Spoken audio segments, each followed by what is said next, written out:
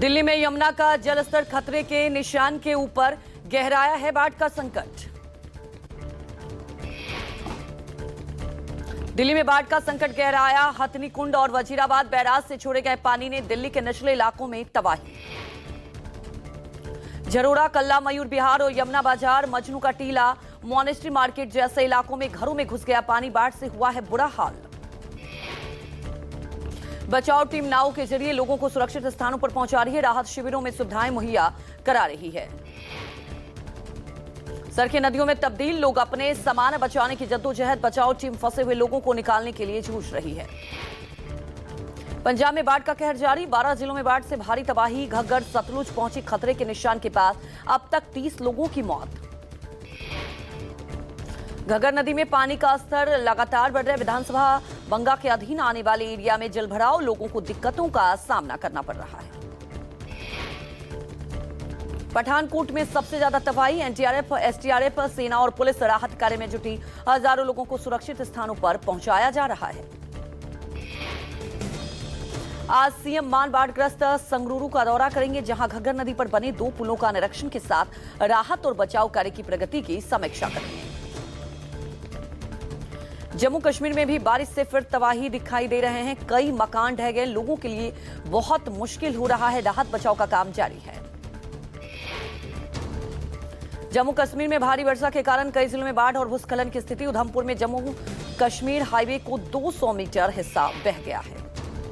कई स्थानों पर कच्चे मकान ढहे। राजौरी में 2 लोगों की मौत। मौसम विभाग ने अगले 12 घंटे में और अधिक बारिश की चेतावनी जारी की। मूसलाधार बारिश जारी रहने से सभी नदी नाले उफान पर। तभी नदी पर पहले से क्षतिग्रस्त हुए चौथे पुल को एहतियातन बंद, निचले क्षेत्र खाली करवाए गए। हिमाचल में लगातार हो रही बारिश के बीच हादसों का दौर जारी। मंडी के सुंदरनगर में भारी लैंडस्लाइड, दर्दनाक हादसे में 6 लोगों की मौत। पहाड़ी का एक हिस्सा दरक कर 2 घरों के ऊपर आ गिरा। मलबे की चपेट में आने से 2 घर जमींदोज हो गए। अभी भी कुछ लोगों के मलबे में दबे होने की आशंका जाहिर की जा रही है। राहत और बचाव कार्य जारी। किन्नौर के वांगचू में नेशनल हाईवे 5 पर बड़ा हादसा। वांगचू में ब्लॉक पॉइंट पर रुकी हुई गाड़ियों पर अचानक पत्थर गिरे, भारी नुकसान।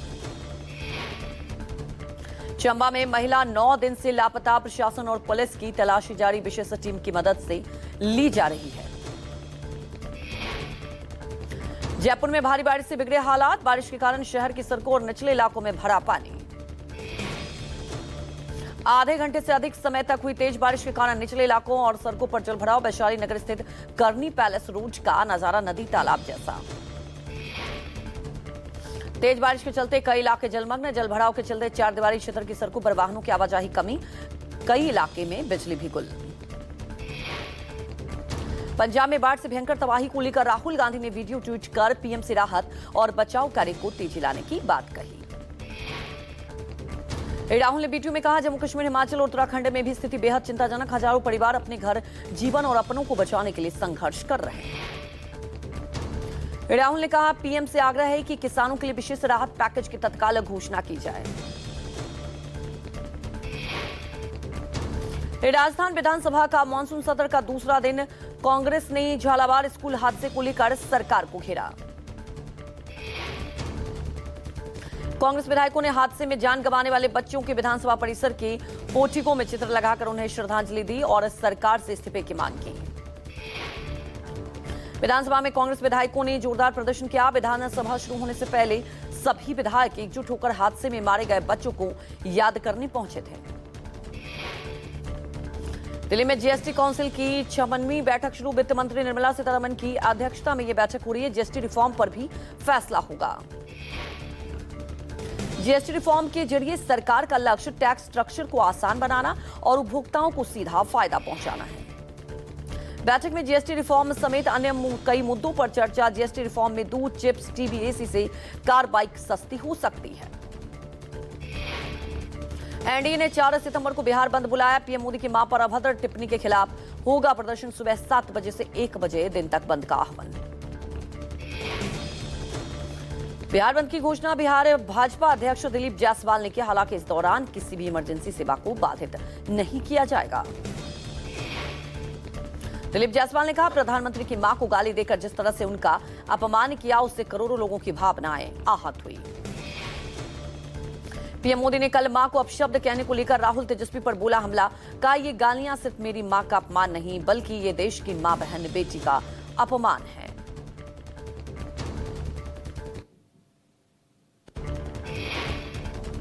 बिहार विधानसभा चुनाव को लेकर दिल्ली में अमित शाह की आज बड़ी बैठक। दोनों डिप्टी सीएम समेत कई वरिष्ठ नेता शामिल होंगे।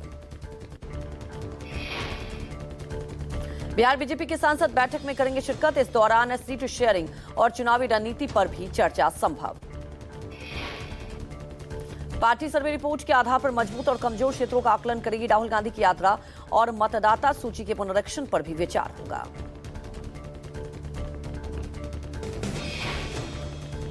विधानसभा चुनाव की रणनीति को लेकर तेजस्वी यादव ने बुलाई है अहम बैठक। दोपहर 2 बजे होगी आरजेडी विधायक दल की बैठक। पटना स्थित पोलो रोड पर अपने सरकारी आवास तेजस्वी ने बुलाई बैठक। बैठक में सीट शेयरिंग पर विधायकों से रायशुमारी की जाएगी। एनडीए सरकार को किस तरह से चुनावी मुद्दों पर घेरा जाए और आरजेडी को आगे की रणनीति क्या हो, बैठक में मंथन होगा। मराठा आरक्षण आंदोलन बॉम्बे हाई कोर्ट में आज सुनवाई। कोर्ट ने जारंगी को अनशन स्थल आजाद मैदान पर आज सुबह तक रुकने की अनुमति दी थी। जारंगी की ओर से पेश हुए एडवोकेट ने कोर्ट से मैदान खाली करने के लिए समय देने का अनुरोध किया था। रिपोर्ट दाखिल करने के लिए समय मांगा था। मनोज जारंगी ने कल 5 दिवसीय भूख हड़ताल खत्म की। कहा, सरकार ने हमारी मांगे मान ली है, साथ ही कमेटी बनाने का आश्वासन दिया है। जारंगी ने सरकार के सामने 3 मांगे रखी थी, जिनमें प्रदर्शनकारियों पर दर्ज केस वापस लेना, आंदोलन में मारे गए लोगों को 1 हफ्ते में मुआवजा देना शामिल था। हमले के बाद दिल्ली के सीएम ने की पहली जनसुनवाई। विभिन्न हिस्सों से आए नागरिकों से भेंट कर सीएम ने उनके सुझाव और समस्याएं सुनी। सीएम रेखा गुप्ता ने कहा, जनसुनवाई सेवा का नया संस्कार है। यहां हर नागरिक की आवाज सुनी जाती है और हर सुझाव दिल्ली के विकास की प्राथमिकता है। सीएम रेखा गुप्ता ने कहा, जनता से संवाद मुझे सदैव नई ऊर्जा देता। दिल्ली सरकार का संकल्प है जनसेवा को सर्वोच्च प्राथमिकता और हर नागरिक को त्वरित समाधान देना। पश्चिम बंगाल के हुगली में ईटी का एक्शन। हिंद मोटर के देवाई पुकर स्थित एमिनेंट कॉम्प्लेक्स की पहली मंजिल पर मारी रेड। 3 कारों में सवार 5 अधिकारी और 6 केंद्रीय सुरक्षाकर्मी घर में दाखिल हुए। अफसरों का तलाशी अभियान जारी। बाराबंकी में एबीपी कार्यकर्ताओं पर लाठीचार्ज मामले में सीएम योगी का एक्शन। छात्रों पर हुई पुलिसिया कार्रवाई से नाराज सीएम योगी आदित्यनाथ। अयोध्या मंडलायुक्त और आईजी छानबीन के लिए पहुंचे हैं रामस्वरूप विश्वविद्यालय। यूपी के हापुड़ में बेखौफ स्टंटबाजों ने हाईवे पर किया स्टंट। चलती कार की स्टीयरिंग छोड़कर खिड़की पर हुआ खड़ा युवक। युवक के जानलेवा स्टंट करने का वीडियो वायरल वीडियो का संज्ञान लेते हुए ट्रैफिक पुलिस ने किया 36,000 का चालान। एनएच यूपी के प्रतापगढ़ में नेशनल हाईवे पर अजगर निकलने से मची अफरा तफरी। लोगों ने कड़ी मशक्कत के बाद अजगर को रोड के किनारे किया। परिवार से परेशान युवक ने बिजली के टावर पर चढ़ा और हाई वोल्टेज ड्रामा चला। युवक ने बिजली के टावर पर चढ़कर दी आत्महत्या की धमकी। मौके पर पहुंची पुलिस ने युवक को समझा बुझाकर टावर के नीचे उतारा। पुलिस ने युवक के परिजनों को सौंपा है। यूपी के मऊ में पुरानी रंजिश को लेकर शख्स को रास्ते में रोककर पीटा। पड़ोसियों ने लाठी डंडे और कुल्हाड़ी से सर पर हमला किया। मौके पर पहुंची पुलिस ने घायल को इलाज के लिए भेजा। पंडित के सर पर लगे 35 टाके। आरोपियों की तलाश में जुटी पुलिस।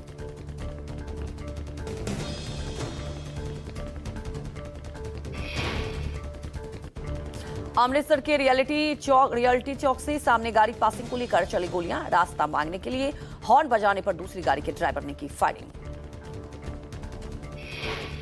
गोलीबारी के बाद मौके से फरार हुआ आरोपी। मौके पर पहुंचे पुलिस अधिकारी ने सख्त कार्रवाई का निर्देश दिया। यूपी के अमरोहा में गौकशी के आरोप में पुलिस की मुठभेड़ में गोली लगने से घायल हुआ गौ तस्कर शोएब। आरोपी से अवैध तमंचा और बाइक समेत कई सामान बरामद। आरोपी का एक साथी दानिश अंधेरे का फायदा उठाकर मौके से फरार। दूसरे आरोपी की तलाश में जुटी पुलिस।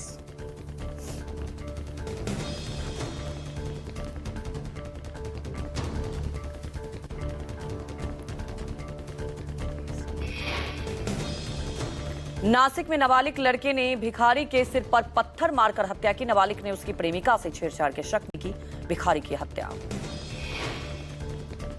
नाबालिग की भिखारी की हत्या करने का वीडियो वायरल हुआ है।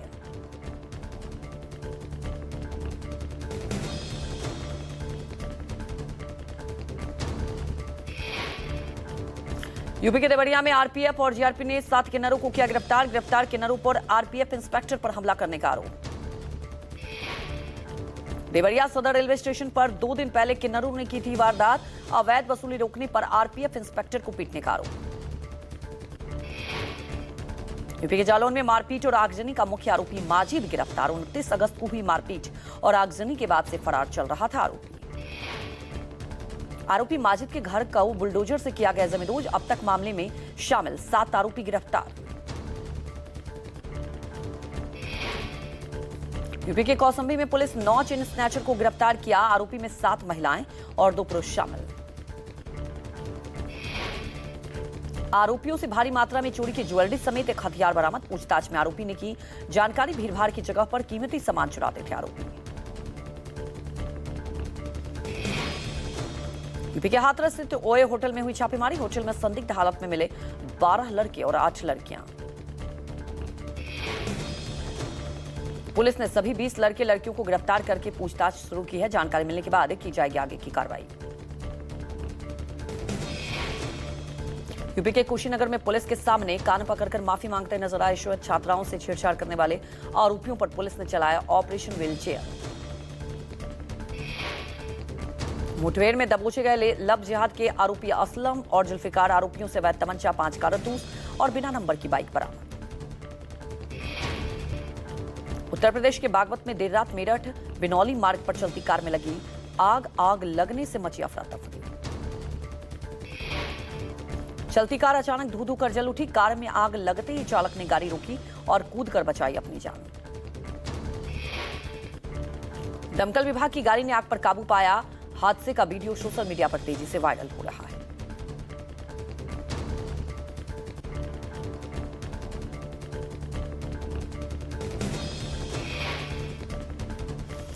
राष्ट्रीय अनुसंधान विकास परिषद के नए मुख्यालय का हुआ शुभारंभ। मुख्य अतिथि के तौर पर सामाजिक न्याय और अधिकारिता मंत्रालय में राज्य मंत्री बीएल वर्मा ने एनआईआरडीसी के नए भवन का उद्घाटन किया। एनआईआरडीसी के प्रशासन एस वासुदेव की मौजूदगी में यह उद्घाटन किया गया।